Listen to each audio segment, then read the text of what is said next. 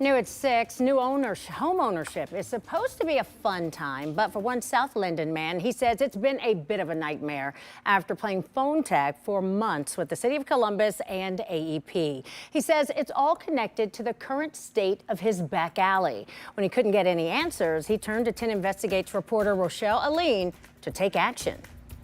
But that's a reality Wayne Mason says he's currently living. He says when he comes home, he's dodging garbage on the side of this alleyway and driving down a section that's not even properly lit. We took his concerns directly to city leaders. What am I paying property taxes for? Veteran, dad, grandpa. They're the many titles Wayne Mason might answer to. I have grandkids. But right now, the best way to describe him is frustrated. I'm really dismayed about it because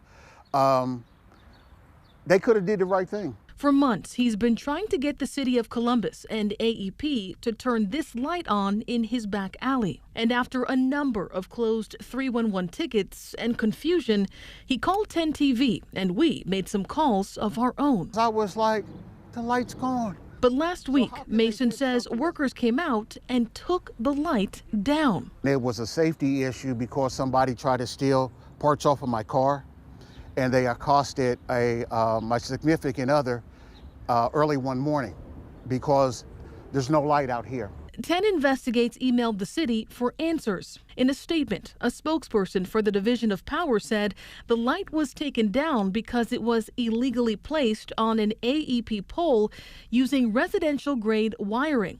When we asked them if they would install a legal light in that area, they said there wasn't enough room and that it wasn't part of their current budget focus. Instead, they said Mason could install more private lighting to help address his concerns. Somebody might see this and say, it's just one light. Is it that in a city this big, it's just one light? What's the big deal? Is it really that big of a deal? If you're a property owner,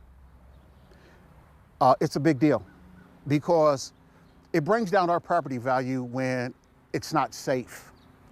And the people that will say that, evidently they don't own property. Another big question left in this story is whether or not AEP knew that a light had been illegally placed on one of their poles. We contacted them to find out, but we still haven't heard back. In Columbus, Rochelle Aline, 10 TV News.